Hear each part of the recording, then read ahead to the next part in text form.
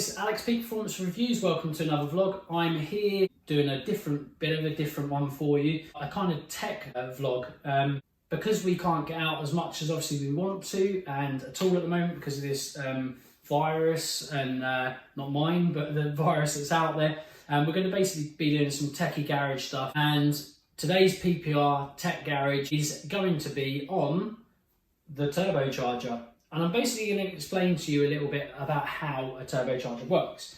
Now, first and foremost, it's probably worth going through the fundamental basics of a car and its engines. Now, first and foremost, you have an engine and obviously a piston and a conrod that basically moves up and down. I'm going to try and give you some moving kind of diagrams of basically what happens. So a piston and a conrod will move up and down in a cylinder, and air basically comes in and goes into the top of the cylinder with also a petrol mix, and the air basically gets compressed, and then the spark plug ignites the gases in and around the top of the piston, and then basically the piston then is forced down, which basically then rotates the conrod and the crankshaft to rotate to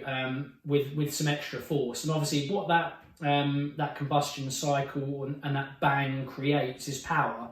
The bigger the bang, the bigger the spark, the more air you can get into a motor, the more volatile an explosion essentially you'll get. Well, volatile is probably the wrong word, but a bigger explosion you're going to get, and effectively what you're going to get is more power, more torque, and basically engines have you can have an NA engine, which is naturally aspirated, or NA as some people will say, means that a engine has nothing attached to it, no forced induction component added onto it. So basically it takes free air from the intake and then does the combustion cycle as I explained. Now if you add one of these little bad boys, one of these spoolie boys, this spoolie boy here, basically this can add more power to your engine. But effectively, if you add this to your engine, you have to have extra air to compensate, and you need extra petrol to compensate as well. Now, if you don't have the right components to complement this, you're not going to be able to utilize this in the correct way, and that could lead to engine failure, or it not actually making that much power, or grenading the engine. So basically this turbocharger, or a turbocharger, whatever it may be, this is a standard Fiesta ST turbo. It's obviously quite small, and basically you have you have more than two parts. There's a number of parts on the turbocharger, but effectively what the turbocharger does is the air comes in through the intake, which will be on here, and it sucks in air inside of this. This is basically called the cold house, in the cold side of the turbo, and the air comes in and basically it gets compressed, and then as it gets compressed it increases pressure inside, and that pressure is forced into the engine at a certain bar of pressure, which is controlled by the wastegate as well. The wastegate basically bleeds air and vacates air via a little kind of gate, which is around here.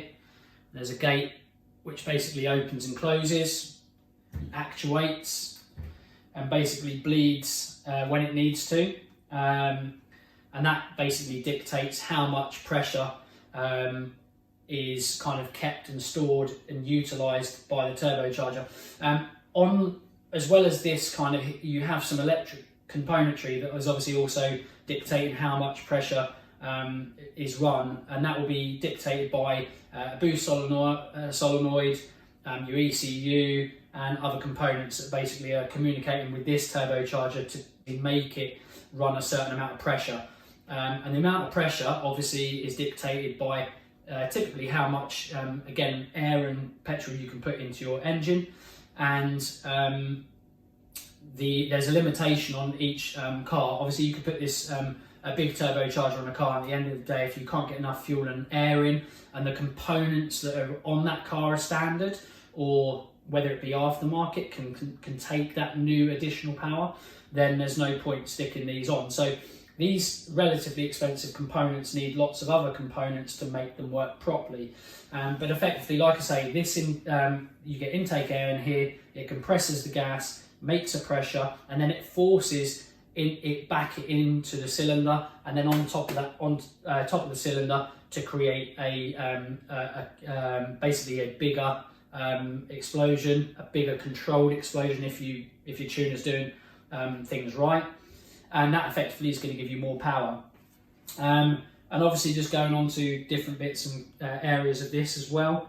So like I say, this is the cold side. This is the hot side. It's called a hot side because it is basically the side that runs hot. This is basically going to be on the end of, basically this part goes onto the manifold. So you have a manifold port, and then this goes off to your downpipe, and basically this is the main, like I say, the hot side. And there's a little compressor wheel in the back there. You can see where the gate is from the actuator, the pressure regulator or actuator. And basically the turbocharger, the gas, the compressed gas, compressed air comes in here. It's reduced. It's the pressure is increased, and then it comes through the back, the exhaust housing, and then it's vacated via your exhaust. So it'll go into your downpipe, down and out of your exhaust. That is effectively a simple way of talking you through what a turbocharger is. Different turbochargers have different feeds onto them. They have an oil feed to cool the bearings down. Some of them have a water feed, some have both water and oil feeds to cool them down as well. You can get different bearings internal to these turbochargers as well. Old school, very old turbos used to run a journal bearing, which is a cheap journal bearing. If you spun the compressor wheel, you'd basically spin it and it would stop rotating very quickly on a journal bearing. Then there was dual ball bearing turbos, and if you spun a dual ball bearing turbo, you'd notice that the compressor wheel would spin more freely. Now, in addition to dual ball bearings, there is also new kind of tech that's out there. It's been out for quite a while, but they're forever kind of evolving it and making it better. And basically, it's a billet wheel turbo. So it's basically a compressor wheel is cast from one piece of billet material. It means that typically they can be stronger, they can flow more for the weight. And there's basically less weight to them, so you can produce a lot more power easier, and they're more efficient because they're lighter. If you ever get a chance to spin a wheel on a dual ball bearing billet wheel turbo, if you spin it with your fingers or you turn off your car and look in your intake carefully, don't put your fingers in there, it will just freewheel for ages. The one on my Supra was a Gen 1, or I call it a Gen 0, the first ever billet wheel turbo that kind of ever came out. 71mm turbo, big turbo, and it would freewheel for nearly 2 minutes, I think. Some of the new Gen 1s, they'll freewheel for even more, unless obviously you've got turbo shaft play. Obviously as the turbo gets old, you'll get shaft play. This was taken off the car reasonably early, probably 2 years it had been on the car. There's absolutely no sideways shaft play, and also lateral and bilateral forward and front play as well. If you have play in that in your cartridge, it needs replacing, because basically if you've got the wheel and obviously it's rotating, if you get the wheel doing this, what's going to happen? The tolerances are so tight within there, and I'll probably try and show you if you can see just there. The tolerances are so tight that basically if you've got any sideways movement, you're going to start to get the blades just kissing the inside of the housing. Now, if that happens, it's normally catastrophic, depending on what and how strong the compressor wheel is. But normally they're pretty brittle and pretty weak. Normally more weaker on the cool side. The hot side, because obviously it has to take a lot more heat, they're normally a little bit more stronger. However, as you'd expect, now if you have a catastrophic failure on a turbocharger, if you get a catastrophic failure on the cold side, this side normally crunches and breaks up, and it normally goes into your motor. If that happens, you normally got a big bill and normally a pretty expensive engine rebuild. And I've had this, if you have an exhaust housing failure and it crumbles, normally it breaks, and obviously it just goes out the back of your exhaust. Sometimes caught by your catalytic converter, but if you've got a decat, it'll just come flying out at the car behind you that you just beat. Yeah, at least you won though. Lots of different turbochargers have different flanges, and then you get, on bigger turbochargers, you get generic flanges, which are like T3s, T4s, V-band clamp, and actually I'm saying exhaust housing. The manifold side is this side here, and then there's your exhaust housing flange there. But yeah, you can get V-band clamped turbochargers, which are quite good, T4, T3, and all kinds of different ones as well. But that basically is fundamentally the basics of a turbocharger. But I'm going to explain a little bit more and go on a little bit more as well about them. So my knowledge is reasonable. It's not super advanced, so I do get things wrong, and sometimes if I'm spitballing at the top of my head, I will forget things as well. So if I've mentioned anything that's wrong, chances are I probably end up correcting myself, but excuse that. But if you've got any thoughts or any questions, hit them up in the comment section, because I find techie questions really interesting, and I enjoy that anyway. So yeah, hit us up with those questions. Talking about tuning, I'm going to do a PPR Tech Garage video about tuning. So yeah, please kind of like and subscribe and keep an eye on the channel, because we're going to go into some really techie things about tuning, race fuel, brake components, and all kinds. So it's going to be really good. Obviously, going into some also other tech of kind of turbochargers. Engine displacement can and does affect how a turbocharger runs and how efficient it is. So turbo matching is very important. That being said, these days we don't, and a lot of us don't tend to just put any turbo on any car. A lot of standard shelf, off the shelf kind of turbos are designed for our cars. I obviously have a Revo stage 4 turbo on our Fiesta ST, and it's obviously matched to that car obviously perfectly. My Supra, because it's aftermarket and I've done a lot to it, that is when you go to kind of look at different turbocharger, and you try to base efficiency on that turbocharger that you're going to put on your car. Yeah, and in some way, shape or form, that's affected by displacement of the motor, and also CFM, which is like a flow capacity, cubic feet per minute. It's basically how an engine flows. So that's going to be dictated by head design largely, and also engine displacement. So the bigger the engine displacement and the better CFM vacation availability flow from your engine and head is going to dictate how much air the motor can flow. And obviously there'll be other componentry that will obviously, like intakes and things like that, that will also restrict or dictate how much kind of air you can also get in. But that will dictate what kind of turbocharger you can put on. I mean, if you put this turbocharger on a little Mini or something like that, an old school Mini, it probably wouldn't spool it very well, even though it's tiny.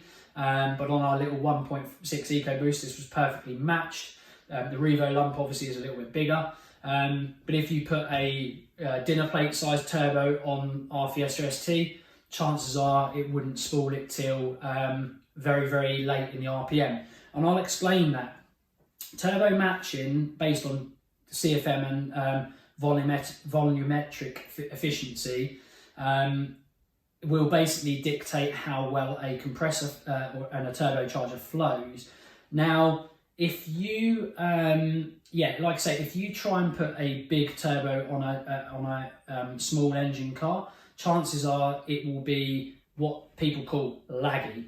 Now, I quite like the word laggy, some people don't, but basically what laggy means is, if you were to put this turbocharger on my Supra, the moment you put your foot down, probably at 1,200 RPM, you'd get spool and you'd probably end up, you'd see the dyno and basically you'd get full boost, which would be like, say, 1.6 bar or something like that. You'd get it at 1,200 RPM. Now, the bigger the turbocharger you start putting on, or the less efficient turbocharger you start putting on, what happens is your graph and your power is going to go up later in the RPM range. So the bigger the turbo, the less efficient it is, the more laggy it's going to be, and the more you put your foot down, it's going to take a little while to kind of spool. It's going to take a while to spool, and then all of a sudden it's going to hit like a sledgehammer if you don't make and match the turbo well to the engine, basically. So yeah, basically the bigger the turbocharger and the less efficient, you're going to create more and more lag, so you're going to have a very inefficient, laggy, probably slow car actually. So it's important to match a turbocharger correct to what you've done to the car effectively, or what the car is. Also, obviously, when choosing a certain turbocharger, you'll also potentially get bottlenecks within your car, whether it be a clutch that just isn't up to the job. But often it's more things like turbocharger piping. Sometimes people will put a big turbocharger, it will have a nice big neck that comes out of the turbocharger, and then all of a sudden it goes through the intercooler, and the intercooler is the size of a, I don't know, an A4 piece of paper. You need volume and you need flow for a turbocharger. You need, often bigger is better. Again, it's important to speak to manufacturers and vendors who sell these componentry and talk to them about the efficiency of the part that you're going to put on, because you can sometimes go too big, and actually going too big can create lag as well. I won't go into that too much, that's kind of advanced, and it's no point talking about it, but you can oversize things. If you go too big with the pipework, too big with the intercooler, too big with your intake manifold, your throttle body, you can create lag, and you can create a poorly working car for what you want. Again, actually, it's worth noting that it does depend on what you're using the car for. Now, if you had big componentry and a big throttle body, and you created a bit of lag, but you created more power at the end, for a drag racing car where you're using anti-lag and flat shift, it probably wouldn't matter. So if you have a sledgehammer of a turbo that's actually quite big and has a small power band but comes on really, really hard, as a drag racer you might like that and it might match your needs. But if you have a car that you're going to use in autocross or auto solo or circuit racing, you want probably a nice broad power band and something that has a nice, reasonably linear power delivery. And if you've got that, you've got a efficient, easy kind of car to drive, or relatively easy car to drive. And that may be more beneficial to someone that's track racing their car, for example. So don't oversize things necessarily, or unnecessarily, should I say. So yeah, going on to, obviously an important component of the turbocharger is going to be the intercooler. You need to match the intercooler to the turbocharger. It needs to be efficient, and it needs to have good volume without being over the top, to sufficiently cool the intake air before it goes in, and that will keep your intake temperatures low, and it will keep the tuner. It will allow the tuner to be able to tune and get plenty of power out of the car, while keeping components safe, and keep detonation down and efficiency up. So yeah, the more you can keep the car cool, the better. Obviously, there's lots of different type of turbocharging. There is turbochargers, there is superchargers. Superchargers I'll go into maybe another day. Rather than working off compressed air, they work off a pulley and off a belt and off a shaft, and they basically then do the same thing as a turbocharger, but they work almost electronically, and then, or mechanically, should I say, and then after that they still compress the air in the same way and then force it in. But that's the difference. Some people use single turbos, some people use twin turbos. There's even a thing called compound turboing, which is basically pushing a turbocharger air through another turbocharger's air. And then you've also got twin charging, which is a supercharger and a turbocharger in line with each other, often using the efficiency of the supercharger and then the high-end power of the turbocharger, because often a supercharger runs out of steam up top. And if you match those two components right, you can have a very zippy car. The old Seat Ibiza, FR and Cupras used to have twin charging, and they were quite epic, but up to a point they're efficient, and then it can create a lot of heat and won't necessarily be efficient. But it's a cool, clever way of turbocharging, which I do quite like, but it's not often used at big power levels, if I'm honest, and because the bigger the supercharger and turbocharger combination, the more price, the more heat as well, typically, and they don't work at higher power levels. It has been done, but normally twin turboing or single turboing. But yeah, with that, I would say make sure you check my Toyota Supra videos out. I've got a project build at the moment which is close to completion, a Mark IV Toyota Supra, which I track, race, I do VMAX events with, but it's been off the road since I've started racing, so it's been off the road for a long time. But the project is coming to a head and we're nearly finished with it. Was 888 horsepower, we're going for a good bit over 1,000, but it uses a standalone engine management system and very sophisticated componentry and parts. So it's a very efficient beast for kind of multidiscipline kind of scenarios. So yeah, watch out for the project on that. I'll ping you up a link in there so you can kind of watch some of the first videos I've done with that. We're going to do lots of other project videos with that car in the future. But with that, that's basically the end of this video, and I hope you liked the tech, our PPR Tech Garage episode, and yeah, I hope you enjoyed. As always, like, share, comment, subscribe, and we'll see you again on the next one. Bye for now.